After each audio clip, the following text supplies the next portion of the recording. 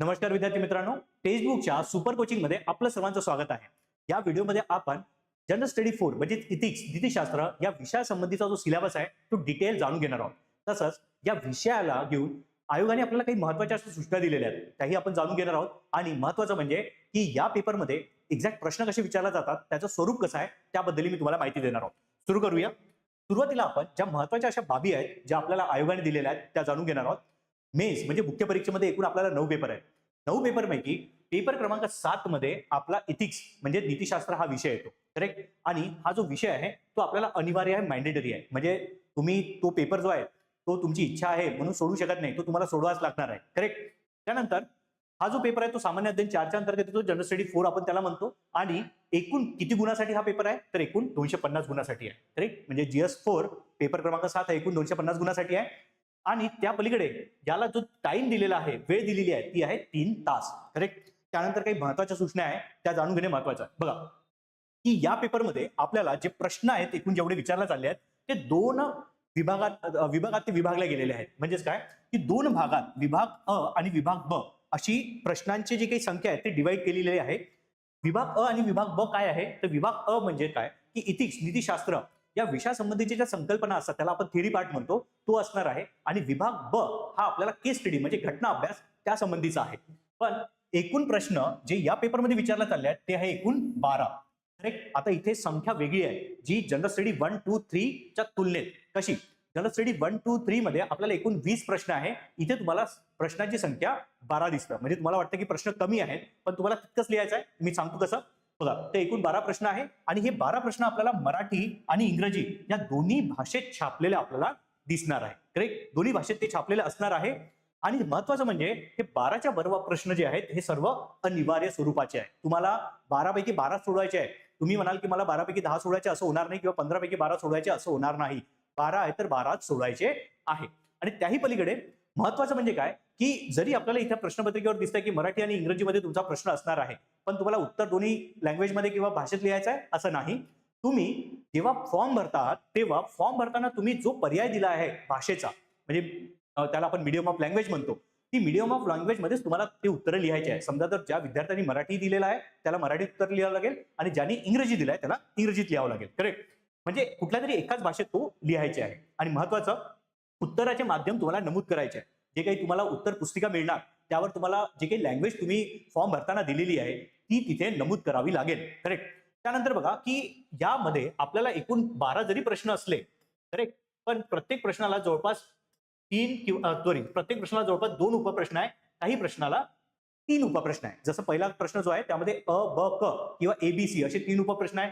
प्रश्न क्रमांक 2 लाही ए आणि बी, तसंच प्रश्न क्रमांक 6 पर्यंत ए बी असे उपप्रश्न दिलेले आहेत. तर एकूणच मला तुम्हाला हे सांगायचं आहे की प्रश्न क्रमांक 1 ते 6 पर्यंत आपल्याला उपप्रश्न आहेत. आणि या उपप्रश्नाचे उत्तर तुम्हाला एकामागे एकच लिहायचं आहे. म्हणजे की प्रश्न क्रमांक 1 आहे तर तिथं तुम्ही 1 ए याचं उत्तर लिहाल, त्यानंतर 1 बी याचं लिहाल आणि 1 सी असं लिहाल. करेक्ट. असं करू शकत नाही की तुम्ही 1 सी चं उत्तर जे आहे ते तिसऱ्या बी नंतर लिहिलं. करेक्ट. जर तुम्ही असं केलं तर काय होईल की नंतरचे जे उपप्रश्न आहेत ना जे तुम्ही लिहिलेले आहेत, करेक्ट, ते मूल्यांकनासाठी दुर्लक्षित केले जाईल, त्यावर तुम्हाला मार्क मिळणार नाही. हे लक्षात ठेवायचं. त्यानंतर बघा जसं मी तुम्हाला सांगितलं की इथे प्रश्न क्रमांक 1 ए बी सी असे 3 उपप्रश्न आहे. प्रश्न क्रमांक 2 मध्ये ए बी आहे, तसं तिसऱ्यामध्ये आणि 6व्या प्रश्नापर्यंत आपल्याला ए बी असे 2 उपप्रश्न दिलेले आहेत. पण यामध्ये प्रश्न क्रमांक 1 ए जो आहे ना त्यामध्ये पुन्हा अजून आपल्याला उपप्रश्न दिलेले आहेत जे आहे 5 उपप्रश्न. 1, 2, 3, 4 आणि 5. म्हणजे एबीसीच्या व्यतिरिक्त प्रश्न क्रमांक 1 ए मध्ये 1, 2, 3, 4, 5 असे 5 उपप्रश्न आहेत. करेक्ट.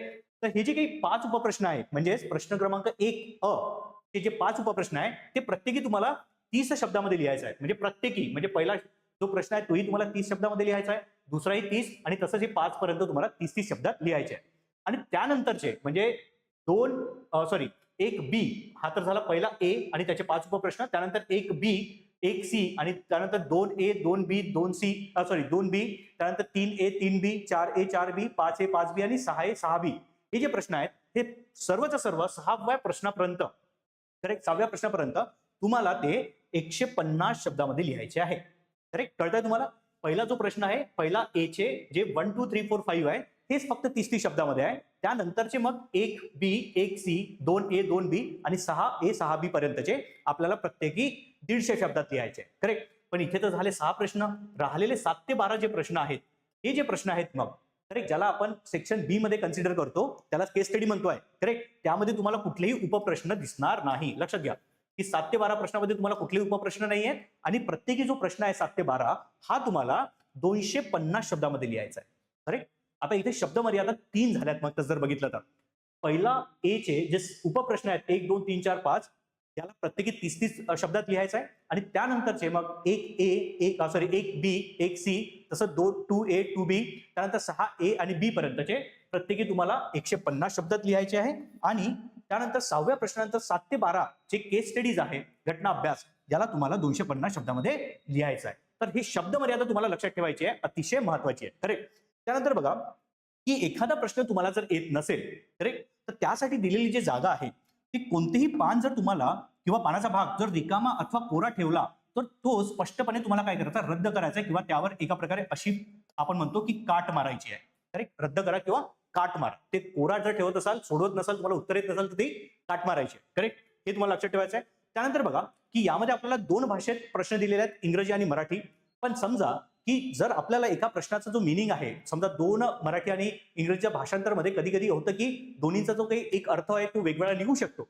मग अशा वेळेस जो अर्थ आहे तो कुठल्या भाषेचा जास्त प्रमाण मानला जाणार, तो इंग्रजी भाषांतर अधिकृत समजले जाणार. लक्षात ठेवा.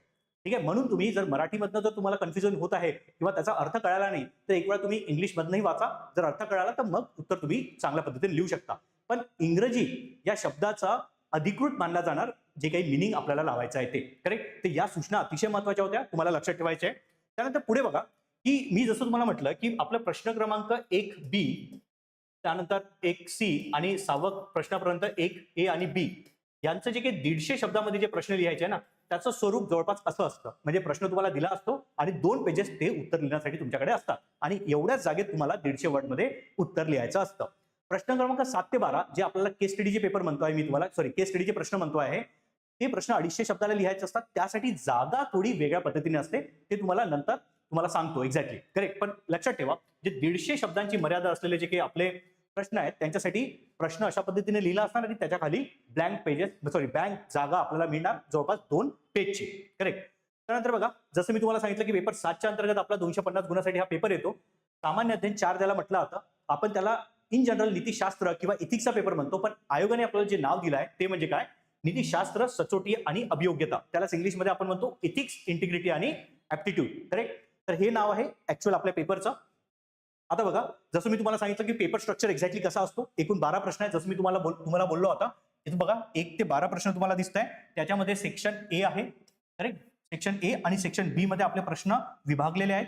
सेक्शन ए च्या अंतर्गत जी विभागणी आहे ते म्हणजे प्रश्न क्रमांक 1 ते 6 पर्यंतची आहे आणि सेक्शन बी मध्ये जी विभागणी आहे ते म्हणजे प्रश्न क्रमांक 7 ते 12 पर्यंत आहे. करेक्ट. जसं मी तुम्हाला बोललो की सेक्शन ए जो आहे तो आपल्या विषयाचा जो थेरी पार्ट आहे, संकल्पना ज्याला आपण म्हणतो त्या संबंधित आहे आणि सेक्शन बी जो आहे त्याला आपण केस स्टडीज म्हणजे घटना अभ्यास असं म्हणतो. करेक्ट. केस स्टडीज हे लक्षात ठेवायचं तुम्हाला. करेक्ट. आता जसं मी तुम्हाला सांगितलंय की प्रश्न क्रमांक ए याच्यामध्ये 3 उपप्रश्न आहे, ए, बी आणि सी. करेक्ट. तसंच प्रश्न क्रमांक 2 मध्ये ए आणि बी आहे, तसंच 6व्या प्रश्नापर्यंत ए आणि बी आहे. म्हणजे प्रत्येकी दुसऱ्या प्रश्नापासून तर 6व्या प्रश्नापर्यंत तुम्हाला ए बी दिसत आहे. पहिल्या प्रश्नाला तुम्हाला 3 उपप्रश्न आहे, ए, बी, सी. पण त्यामध्येही प्रश्न क्रमांक 1A मध्ये तुम्हाला 5 उपप्रश्न आहे, 1 2 3 4 5. करेक्ट. आणि जी शब्द मर्यादा होती 30 शब्दांची ती ऍक्च्युअली या सर्व प्रश्नांसाठी आहे. म्हणजे प्रत्येकी हे जे काही आपले प्रश्न आहे म्हणजे 1 2 3 4 5 हे 30 शब्द तुम्हाला लिहायचे आहे आणि त्या पलीकडले जे प्रश्न आहेत म्हणजे 1B पासून तर 6व्या B पर्यंतचे हे सर्व जे प्रश्न आहे ते 150 शब्दामध्ये तुम्हाला लिहायचे आहे. करेक्ट. म्हणजे शब्द मर्यादा आता इथं 2 झाल्यात, एक आहे 30 शब्द आणि 150 शब्द. आणि त्या पलीकडे सेक्शन बी चे जे प्रश्न आहेत 7 ते 12 हे ज्याला आपण केस स्टडीचे पेपर म्हणतो किंवा प्रश्न म्हणतो, तर त्याला तुम्हाला 250 शब्दामध्ये लिहायचं आहे.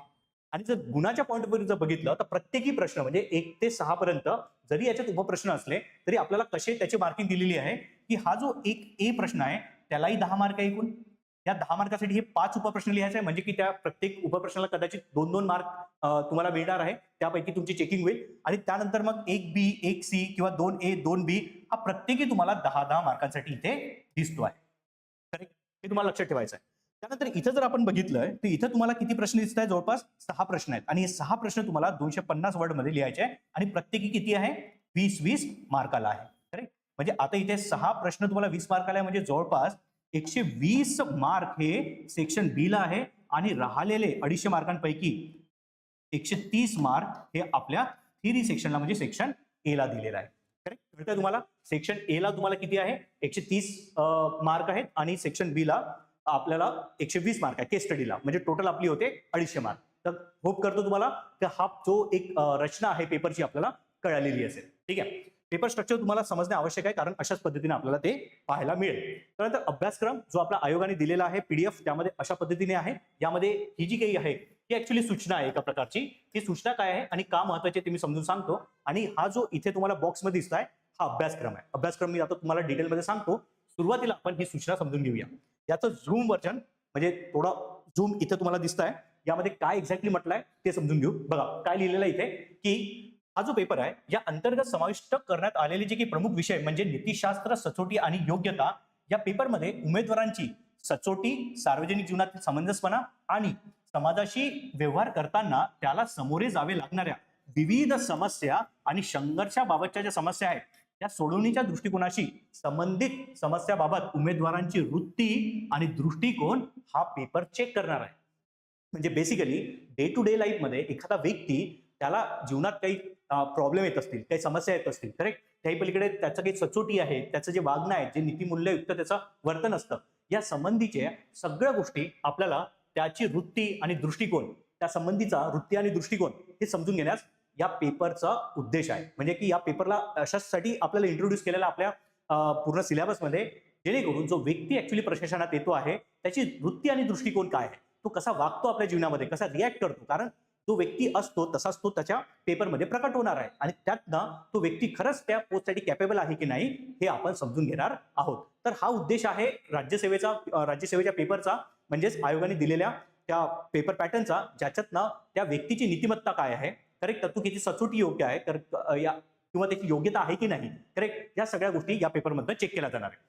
तर हे होती सूचना, तुम्हाला समजणे आवश्यक आहे, जेणेकरून तुम्हाला एक जो आपण म्हणतो की आयोग आहे त्याचा माइंडसेट समजणार आहे किंवा त्या पेपरला तुम्हाला कशा पद्धतीने बघायचं आणि कसा अभ्यास करायचा आहे ते तुम्हाला समजणार. म्हणजे तुम्हाला स्वतःला तुमची वृत्ती आणि दृष्टिकोन हा प्रशासकीय पॉईंट ऑफ व्ह्यूनी, नैतिक पॉईंट ऑफ व्ह्यूनी चांगल्या पद्धतीने बनवायचा आहे, जेणेकरून तुमचा तो तसा त्या उत्तर पुस्तिकेमध्ये प्रगट होईल. ठीक आहे, आता बघा सिलेबस आपल्याला दिलेला आहे. एकूण आपल्याला याच्यात 7 पॉईंट दिलेला आहे, लक्षात ठेवा 7 पॉईंट आहे. इथे 7 पॉईंट तुम्हाला दिसत आहे की पहिला जिथे मी हायलाईट केलेला हा पहिला पॉईंट, दुसरा, तिसरा, चौथा, 5वा, 6वा आणि 7वा. या 7 पॉईंट मध्ये आपला सिलेबस डिवायडेड आहे. काय आहे एक्झॅक्टली थोडं मी तुम्हाला समजून सांगतो, अतिशय महत्त्वाचं समजणे, जेणेकरून तुम्हाला कशा पद्धतीने तो सिलेबस कव्हर करायचा आहे हे समजेल. आता बघा पहिले दिलेला आहे नीतिशास्त्र आणि मानवी परस्परभिमुखता. आता यामध्ये नीतिशास्त्र म्हणजेच काय की नीतिशास्त्र या सब्जेक्टमध्ये जे काही बेसिक कन्सेप्ट आहेत, ज्या संकल्पना आहेत, जसं मूल्य आहे, करेक्ट, तुमच्या बिलीफ म्हणजे तुमच्या ज्या इमोशन्स, करेक्ट, तुमचे बिलीफ म्हणजे तुमचे विश्वास, श्रद्धा, त्यानंतर इमोशन, भावना, करेक्ट, याला घेऊन किंवा त्याच्याही पलीकडे भरपूर काही जशा गोष्टी आहेत जसं की समता, बंधुता, त्यांची काही मूल्य आहे त्याचा तुमच्या परस्परभिमुखता म्हणजे मानवी जीवनाशी एक्झॅक्ट संबंध कसा आहे, तुमच्यामध्ये कुठले संस्कार झाले आहेत आणि कुठले मूल्य रुजले आहेत, ते तुम्हाला या पहिल्या चॅप्टरमध्ये किंवा पहिला जो काही आपला पॉइंटर आहे किंवा घटक आहे त्यामध्ये अभ्यासाचा आणि त्यावर प्रश्न विचारला जाणार.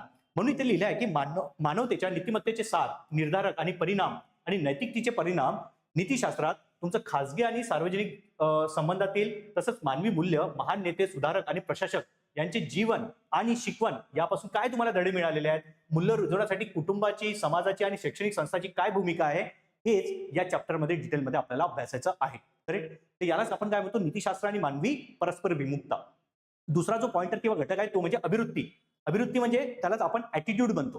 करेक्ट, ऍटिट्यूड म्हणजे तो ऍटिट्यूड नाही की बाबा या व्यक्तीमध्ये खूप ऍटिट्यूड आहे, या पोरामध्ये खूप ऍटिट्यूड आहे, तसा त्याचा अर्थ होत नाही. इथे ऍटिट्यूड थोडा वेगळ्या पद्धतीने आपण समजतो. जसं फॉर एक्झाम्पल तुम्हाला समजा लाईफमध्ये खूप जास्त अडचणी येत असतील, त्या अडचणीला घेऊन तुम्ही त्या अडचणीला कसं बघता, त्याला तुम्ही अडचण म्हणून बघता, संकट म्हणून बघता, की तिथं तुम्ही काही अपॉर्च्युनिटी आहे तसं बघता. म्हणजे तुमचं सकारात्मकता आहे का त्या घटनेला घेऊन, त्या ठिकाणाला घेऊन, त्या एखाद्या व्यक्तीला घेऊन, ती सकारात्मकता आहे की नकारात्मकता आहे, तुमचा दृष्टिकोन काय आहे. तर हा जो दृष्टिकोन असतो त्यालाच आपण काय म्हणतो, अभिवृत्ती म्हणतो. मग या अभिवृत्ती संबंधित तुम्हाला काय गोष्टी विचारल्या जातात, तर त्याचे घटक काय आहे, त्या अभिवृत्तीची संरचना काय आहे, त्याचे कार्य काय आहे, त्या सगळ्या गोष्टी आपण यामध्ये समजून घेणार आहोत, तुम्हाला अभ्यास करावा लागणार आहे. करेक्ट. त्यानंतर त्याचा प्रभाव कसा होतो आणि विचार आणि वर्तन यांच्याशी त्यांची काय संबंध आहे हेही आपल्याला समजून घेणे आवश्यक आहे. करेक्ट. त्यानंतर त्याचा नैतिक आणि राजकीय अभिवृत्ती आणि सामाजिक परिणाम आणि पाठपुरवठा कसा केला जातो, अभिवृत्तीसाठीचा पाठपुरवठा करणे म्हणजे एका प्रकारे आपण त्याला म्हणतो की परसुएशन. तर या गोष्टी आपण त्याच्यामध्ये बघणार आहोत. करेक्ट.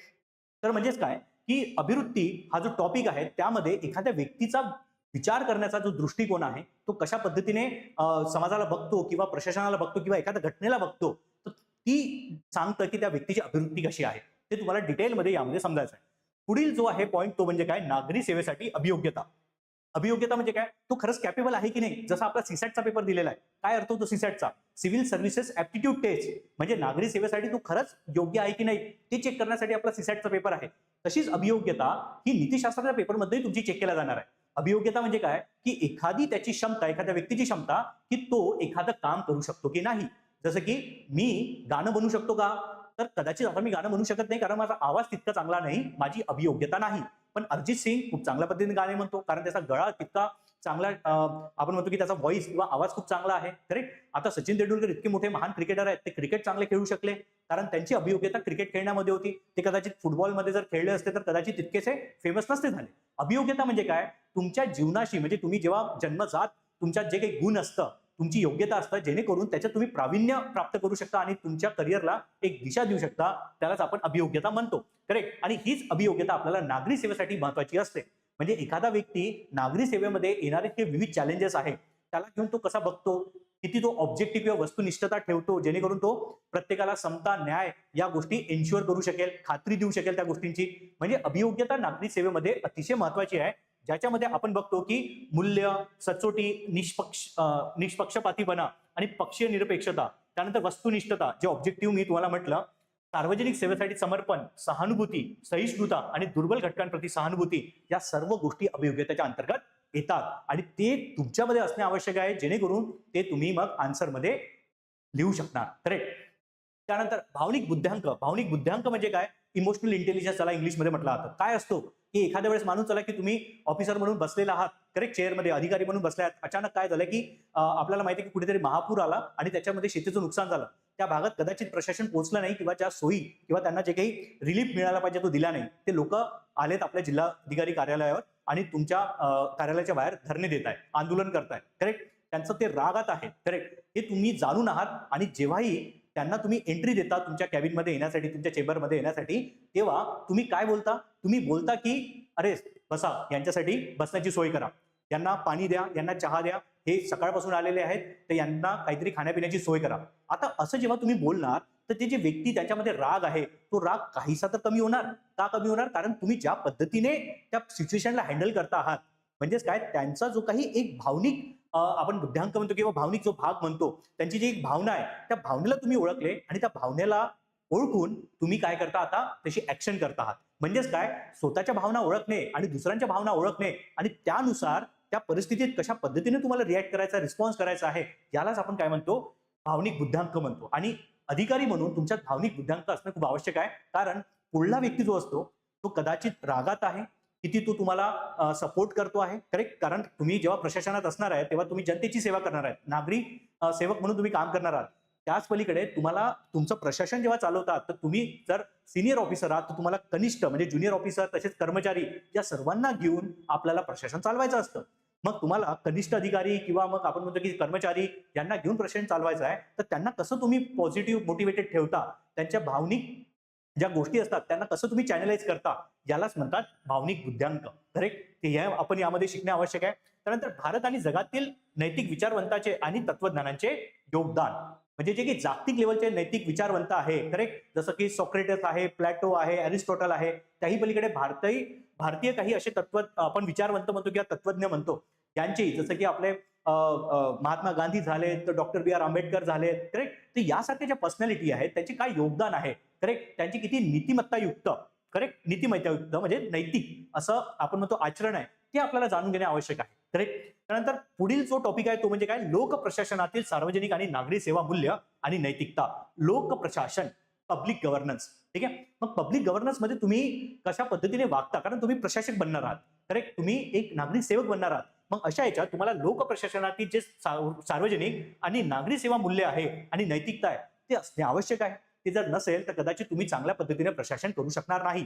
नैतिकतेने प्रशासन होणे आवश्यक आहे. सगळ्यांमध्ये समता, बंधुता आणि न्याय या गोष्टी तुम्हाला रुजवणे आवश्यक आहे. त्या पद्धतीने तुमचं काय असायला पाहिजे, प्रशासन असायला पाहिजे. करेक्ट. म्हणजेच काय की स्थिती व समस्या, सरकारी व खासगी संस्थांमधील नैतिक चिंता, कोंडी, नैतिक मार्गदर्शनाचे स्रोत म्हणून कायदे, नियम आणि विनिमय, त्यानंतर सत्सद विवेक बुद्धी आणि उत्तरदायित्व, नैतिक शासन, शासनामध्ये नैतिकता आणि नैतिक मूल्यांचे बळकटीकरण, आंतरराष्ट्रीय संबंध आणि निधीकरणामधील नैतिक समस्या, नियम प्रशासन, हा सर्व आपला लोक प्रशासनाचा भाग बनतो. करेक्ट. हे तुम्हाला अभ्यासणं अतिशय महत्वाचं आहे. या गोष्टी तुम्हाला माहिती असणं आवश्यक आहे. यावर या खालच्या दोन जे काही आपले टॉपिक आहेत ना, यावर आपले सर्वात जास्त, जवळपास सर्वात जास्त युपीएससीने, आता कारण आपल्याकडे युपीएससीचा एका प्रकारे म्हणतो की अनालिसिस आहे, तर सर्वात जास्त प्रश्न तुम्हाला इथं पाहायला मिळतं. त्यानंतर तुम्हाला प्रश्न इथे पाहायला मिळतात. करेक्ट. म्हणजे ऍप्टिट्यूडवर. तर हे काही असे टॉपिक आहेत ज्यावर सर्वात जास्त प्रश्न विचारला जातात. तर अशा पद्धतीने तुम्हाला हा जो सिलेबस आहे तो चांगल्या पद्धतीने अभ्यासायचा आहे आणि तो तुम्हाला कदाचित थोडा समजलेला असेल. मी तुम्हाला प्रयत्न करतोय की कमी वेळेत कमी शब्दात तो कशा पद्धतीने लक्षात ठेवायचा आहे. करेक्ट. पण एक लक्षात ठेवा की तुम्हाला जोपर्यंत सिलेबस पाठ होत नाही तोपर्यंत तुम्ही चांगल्या पद्धतीने इथिक्स ह्या सब्जेक्टला समजू शकत नाही. म्हणून सिलेबस हा पाठच करून ठेवावा. करेक्ट. चला, त्यानंतर बघा, आता मी काही प्रश्न इथे दाखवतो जे प्रश्न याच्या आधी युपीएससीला विचारला गेलेले आहे आणि त्याचे टाईप काय. तर बघा की आपल्याला इथे टाईप समजायचा आहे. तर एक टाईप आहे पहिला जो इथिक्स या पेपरमध्ये विचारला जातो तो म्हणजे काय, संकल्पना आधारित प्रश्न, कन्सेप्च्युअल क्लॅरिफिकेशन ज्याला म्हणतात. म्हणजे मी तुम्हाला सांगितलं की थेरी पार्ट जो आहे त्यामध्ये आपले कन्सेप्ट आहे. मग इथिक्स, नैतिकशास्त्र या संबंधित जे काही संकल्पना आहे त्या संबंधीचा हा पेपर असतो. जसं प्रश्न बघा इथे काय, 2022 प्रश्न विचारला गेलेला आहे. खालील विषयांवर 30 शब्दांत टिप्पणी करा.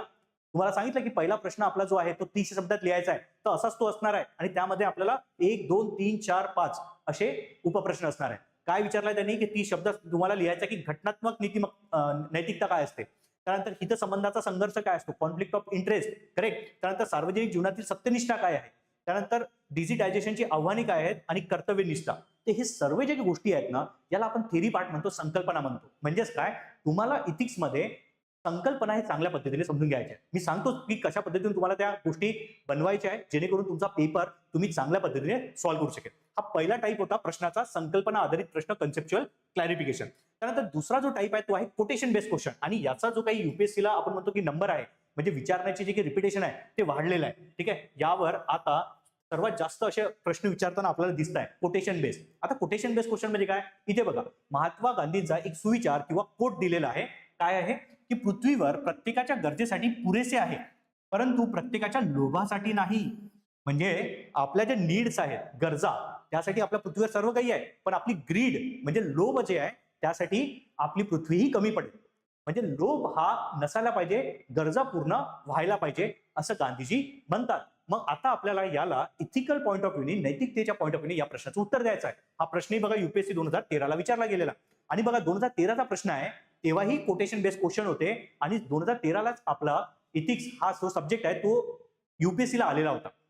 तर सुरुवातीचे जे प्रश्न होते ते स्टॅटिकच होते. म्हणून तुम्हाला आता इतकी चिंता करायची गरज नाही आहे की यावर्षी एकदम पेपर युपीएससीच्या लेवलचा येईल जो 2025-24 किंवा त्याच्या आधी विचारला गेला. तो आपल्याला एकदम युपीएससीला सुरुवातीला जसे प्रश्न विचारले जायचे ना तसेच असणार आहे. म्हणून तुम्ही सर्वात जास्त जे प्रश्न तुम्हाला रेफर करायचे आहे, जे कदाचित आपल्या राज्यसेवेला विचारला जाणार, ते युपीएससीचे पहिल्या 3 ते 4 वर्षाचे पेपर रेफर करा.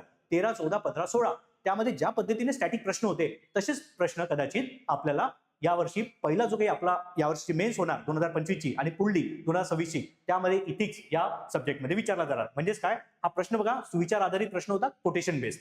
त्यानंतर पुढील टाईप आहे जो प्रश्नाचा आहे तो म्हणजे काय, फरक स्पष्ट करण्याचा प्रश्न, डिस्टिंक्शन, त्यालाच कंपॅरेटिव्ह म्हणतो. 2015 मध्ये हा प्रश्न विचारला गेला. काय आहे की खालील बाबीमध्ये फरक स्पष्ट करा. तुम्हाला फरक सांगायचा आहे. काय फरक आहे, कायदा काय असतो आणि नीतिमत्ता काय असतो. याचा अर्थ काय, तुम्हाला जोपर्यंत कायदा काय आहे आणि नीतिमत्ता काय आहे हे कन्सेप्ट समजणार नाही तोपर्यंत तुम्ही त्याला कम्पेअर करू शकत नाही. करेक्ट. एक तर तुम्हाला इंडिव्हिज्युअल जो काही आपला म्हणजे संकल्पना आहे ती समजायची आहे आणि त्यानंतर त्याला कंपॅरेटिव्ह वे मध्ये तिथे काय करायचं असतो, फरक सांगायचा असतो. आणि हे डिस्टिंक्शन किंवा कम्पॅरेटिव्ह म्हणजे फरक स्पष्ट करण्याचा जो प्रश्न आहे ते रिपीटेड वे मध्ये युपीएससीने विचारलेला आहे, तर राज्यसेवेला विचारला जाऊ शकते. त्यानंतर नैतिक व्यवस्थापन आणि नीतिमत्तेचे व्यवस्थापन दोन वेगळ्या गोष्टी आहेत. वाचायला बघा काय वाटतं आपल्याला की नैतिक व्यवस्थापन आणि नीतिमत्तेचे व्यवस्थापन याच्यात काय, त्याचा अर्थ काय होतो. ठीक आहे. त्यानंतर भेदभाव आणि प्राधान्यपूर्व वागणूक, त्यानंतर वैयक्तिक नीतिमत्ता आणि व्यावसायिक नीतिमत्ता यामधला फरक सांगायचा आहे आपल्याला. तर याचा काय सांगतोय मी तुम्हाला, एक लक्षात घ्या की इथे तुम्हाला दोन जे मूल्य आहेत किंवा दोन अशी जे इथिकल संकल्पना आहेत, म्हणजे की नीतिमत्ता संबंधी नीतिशास्त्र संबंधी संकल्पना आहे, त्यातला फरक स्पष्ट करावा लागतो, कंपॅरिझन करावा लागतो. करेक्ट. त्यानंतर पुढील प्रश्न आहे प्रशासकीय नीतिमत्ता प्रश्न, ऍडमिनिस्ट्रेटिव्ह इथिक्स. करेक्ट. जे आपण गव्हर्नन्स घेतलं होतं. करेक्ट. तर गव्हर्नन्स मध्ये तुम्ही जेव्हा अधिकारी बनणार आहात तेव्हा तुम्हाला इथिक्स जे आहे ते ऍडमिनिस्ट्रेशनच्या पॉईंट ऑफ व्ह्यूने समजणे किंवा ते तुम्हाला अपेक्षित आहे समजणे आणि ते लिहिणे प्रश्नामध्ये. करेक्ट. प्रश्नाच्या उत्तरामध्ये. म्हणजेच काय की या प्रश्न या टाईपमध्ये असे प्रश्न डिझाईन केलेले आहे की ज्यामध्ये तुमचं ऍडमिनिस्ट्रेटिव्ह इथिक्स जे आहेत ते चेक केलं जाणार. जसं प्रश्न बघा, सध्याच्या सामाजिक आणि राजकीय परिस्थितीत सार्वजनिक सेवांमध्ये निष्पक्षता म्हणजे इम्पार्शियलिटी आणि पक्षनिरपेक्षता म्हणजे नॉन पार्टिझनशिप या मूल्यांना मूलभूत का मानले पाहिजे, उदाहरणासह स्पष्ट करा. काय विचारलं इथे, सामाजिक आणि राजकीय परिस्थितीत सार्वजनिक सेवांमध्ये, सार्वजनिक सेवा म्हणजे कुठल्या, आपल्या नागरी सेवा. करेक्ट. तर नागरी सेवामध्ये तुम्हाला या निष्पक्षता इम्पार्शियलिटी आणि नॉन पार्टिझनशिप म्हणजे पक्षनिरपेक्षता या का आवश्यक आहे ते उदाहरणासह तुम्हाला स्पष्ट करायचं आहे. ऍडमिनिस्ट्रेटिव्ह इथिक्स, ऍडमिनिस्ट्रेटिव्ह आपण म्हणतो की प्रशासकीय नीतिमत्ता. करेक्ट. त्यानंतर दुसरा प्रश्न त्यासंबंधी बघा, सार्वजनिक सेवेच्या संदर्भात उत्तरदायित्व अकाउंटेबिलिटी म्हणजे काय आणि नागरी सेवकांचे वैयक्तिक आणि सामूहिक उत्तरदायित्व सुनिश्चित करण्यासाठी कोणती उपाययोजना करता येईल. करेक्ट. तुम्हाला उपायही विचारलेले आहेत, म्हणजे तुम्ही आता काय विचार करता आणि त्यानुसार उत्तर देता. हा प्रश्न आपल्याला 2014 मध्ये विचारलेला होता. करेक्ट. हा आहे एक टाईप प्रशासकीय नीतिमत्ता प्रश्न, ऍडमिनिस्ट्रेटिव्ह इथिक्स. त्यानंतर पुढील जो एक टाईप आहे प्रश्नाचा जो युपीएससी मध्ये विचारला जातो तो म्हणजे काय, व्यापक नैतिक दृष्टिकोन प्रश्न, ब्रॉडर इथिकल पर्स्पेक्टिव्ह. म्हणजे इन जनरल तुम्ही त्या नैतिकतेचा आपल्या जीवनासंबंधी कशा पद्धतीने वापर करता आणि कशा पद्धतीने त्याचा प्रभाव होतो. जसा प्रश्न बघा, नीतिमत्ता सामाजिक आणि मानवी कल्याणात कशी योगदान देते, म्हणजे ओव्हरऑल विचारलेला आहे त्यांनी की सामाजिक आणि मानवी कल्याणामध्ये नीतिमत्ता कशी योगदान देते. म्हणजे अशा पद्धतीचा जो प्रश्न आहे त्यालाच आपण काय म्हणतो, ब्रॉडर इथिकल पर्स्पेक्टिव्ह. हा दरवर्षी एक प्रश्न तसा आपल्याला दिसतो. करेक्ट. तर हा पुढील एक टाईप होता. त्यानंतर पुढील आहे आपला जो सेक्शन बी आहे, केस स्टडीज. केस स्टडीज त्याला आपण घटना अभ्यास म्हणतो. आता केस स्टडीज जे असतात ना, तो प्रश्नच खूप मोठा असतो आणि तो प्रश्न तुम्हाला वाचून चांगल्या पद्धतीने अंडरस्टँड करून एखादी जी सिच्युएशन दिलेली आहे ती अंडरस्टँड करून या केस स्टडीला तुम्हाला लिहायचं असतं. करेक्ट. आता प्रश्न जर मी तुम्हाला वाचून दाखवला तर इथे पहिल्यांदा काय केलं जातं, एक काहीतरी सिच्युएशन बनवलं जातं.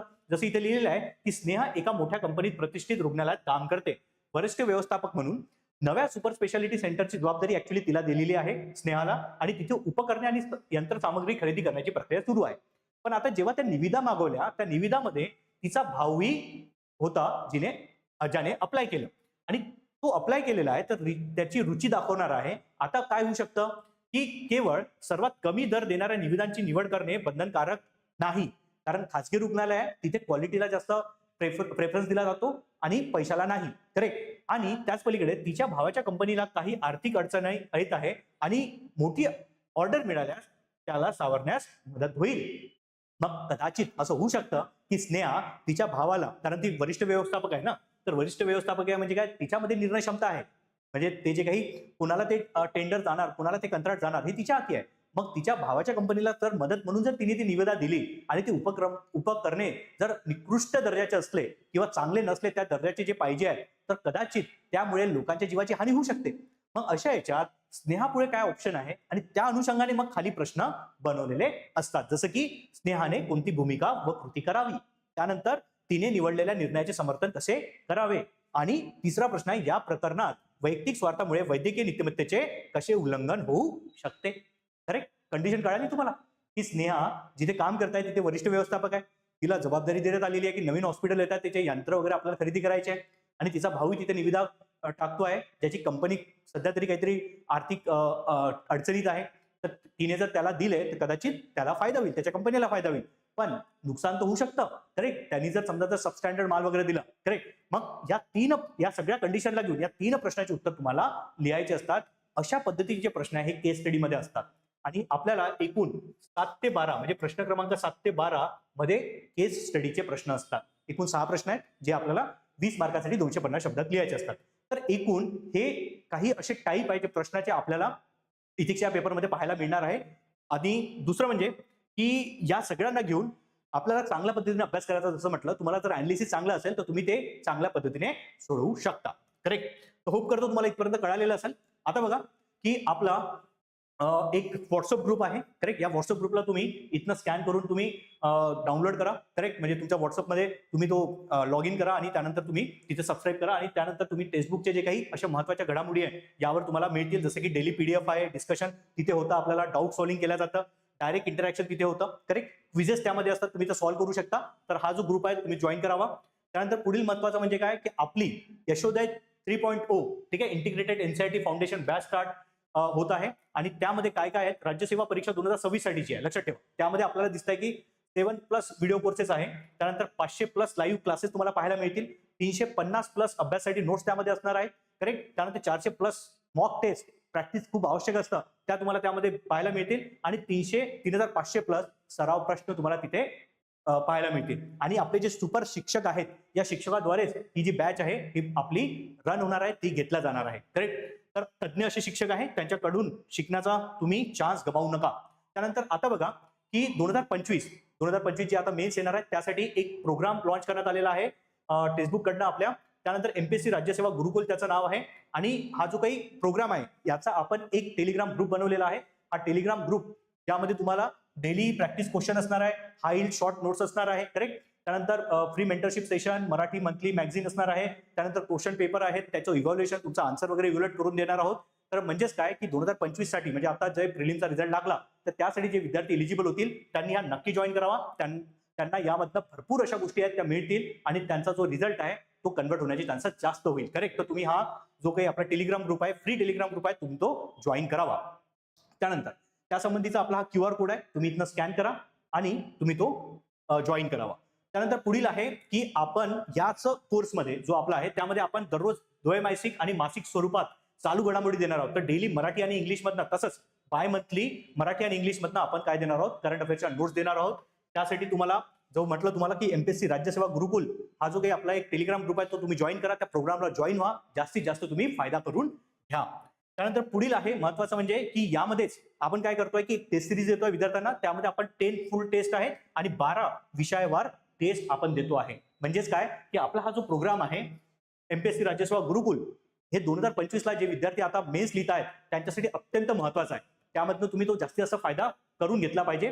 करेक्ट. त्याही पलीकडे आपल्याला यामध्ये जसं आपण म्हणतोय की बाबा चालू घडामोडीवर आधारित किंवा मुख्य परीक्षा उत्तरलेखन सराव जर करायचा असेल तर त्यामध्ये आपल्याला मुख्य परीक्षा एमपीएससी मुख्य परीक्षा उत्तरलेखांचा सरावासाठी हा ग्रुप तुम्ही जॉईन करावा. त्यामध्ये भरपूर अशा पीडीएफ वगैरे अवेलेबल आहेत, तुम्हाला उत्तरही चेक करून देण्यात येणार आहे. आणि तुम्हाला जर काही अडचणी असतील तर खाली तुम्हाला नंबर दिसतोय, त्या नंबरवर तुम्ही कॉल करून मला विचारा. आशा करतो तुम्हाला या सगळ्या गोष्टी कळालेल्या असतील आणि तुम्ही या संबंधित चांगली माहिती घेतलेली असेल. धन्यवाद.